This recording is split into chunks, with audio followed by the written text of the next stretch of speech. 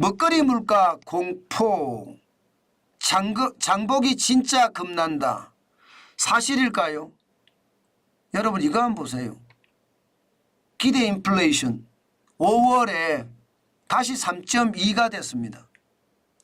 기대 인플레이션이라는 게 향후 1년간 물가 전망을 나타내주는 지표거든요. 안 떨어져요.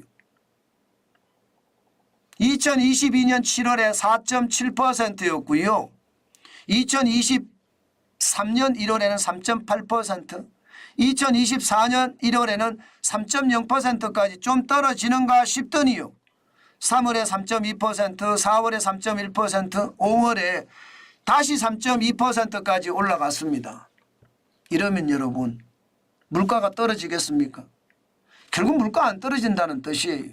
많은 사람들이 물가는 안 떨어질 거야. 지금 물가는 오히려 더 올라갈 거야. 이렇게 생각하는 사람들이 진짜로 많아졌다는 뜻이에요. 실제 말입니다. 공공요금을 보고 있으면 무섭거든요. 농산물 장사, 농산물은 가서 시장에서 시장을 보다 보면 알 수 있거든요. 그 정도로 말입니다. 먹거리의 물가, 체감 물가가 장난 아닙니다. 신선식품 가격 지수를 보십시오.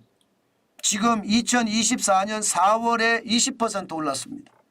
3월에도 19.5%, 4월에도 19.1%예요. 문제는 여러분 작년에도 적게 오른 건 아니라는 뜻이에요. 2023년 3월을 보세요. 7.2% 올랐잖아요.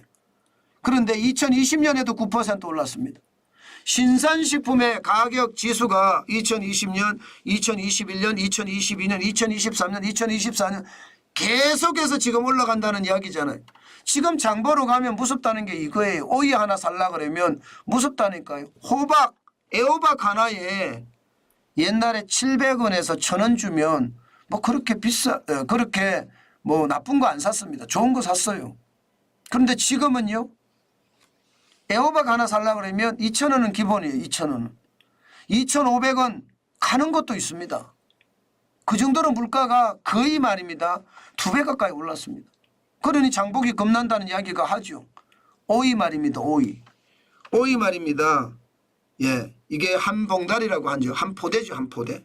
오이가 한 포대 들어가는 게 있습니다. 그게 일반적으로 1kg이 좀 넘는 걸로 알고 있는데 그런데 여러분 그 1kg 오이가 진짜 비싸졌어요. 옛날에 비하면 거의 2배 올랐다고 해도 과언이 아니거든요.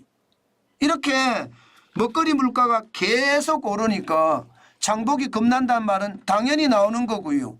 물가 때문에 진짜 미치겠다 이 말도 그냥 자연스럽게 나옵니다. 먹거리 물가가 이렇게 올라가니까 외식 물가는 덩달아 올라갑니다. 덩달아. 지금 보시다시피 8대 외식 품목 가격 상승률을 보면요. 제일 많이 오른 게 아무래도 김밥입니다. 김밥은요. 김도 오른 데다가 야채도 올랐잖아요. 김과 야채가 동시에 올라서 2020년 1월에 한 줄에 2,408원 했거든요. 평균이 서울의 평균이 지금은 3,362원 39.6% 올랐어요. 김밥 외식하기도 무서워요. 자장면이요. 38.6% 올랐습니다.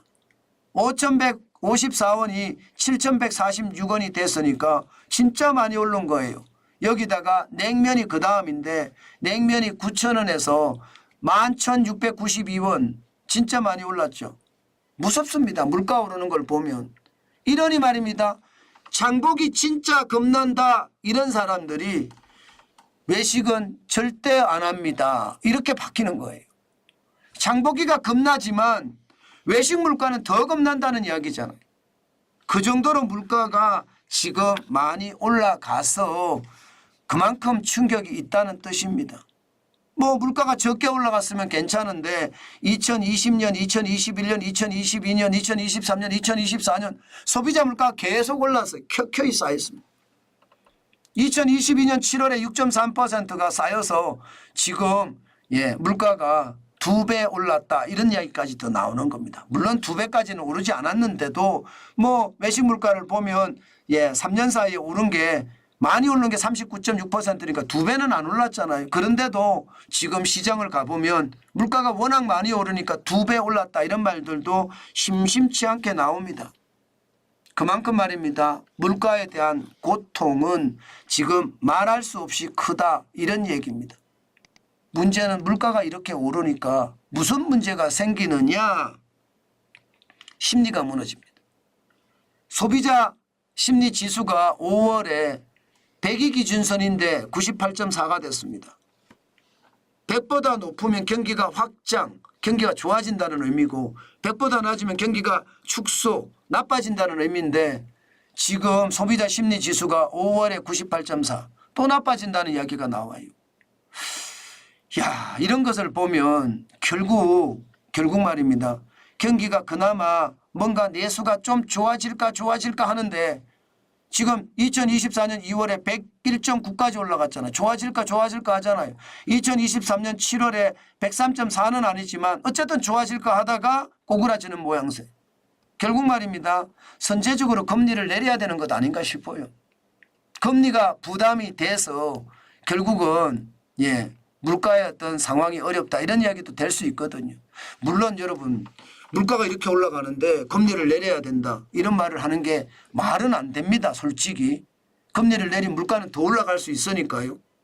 말은 안 됩니다. 저는 내수를 살리기 위해서라면 금리 인하도 불사해야 된다고 생각을 합니다. 대신에 시중에 있는 돈을 빨아들일 수 있는 통화 정책을 써야 돼요. 금리는 내리고 통화는 긴축으로 가고 정부가 가지고 있는 채권 파는 거죠. 그럼 시중에 있는 돈을 빨아들이잖아요. 저는 그런 방법을 지금 써야 되는 것은 아닌가. 이대로 가면 내수가 계속 무너지는데 괜찮을까요? 저는 내수가 계속 무너지는 것은 나쁘다고 봅니다. 결론적으로 말입니다.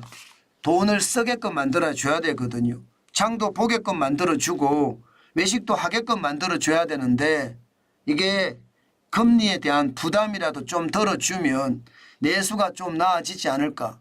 대신에 금리를 내리면 물가가 더 올라갈 수 있을 가능성이 높으니까 통화 긴축을 통해서 채권을 파는 거죠. 그러면 시중에 있는 돈을 빨아들일 거 아니에요.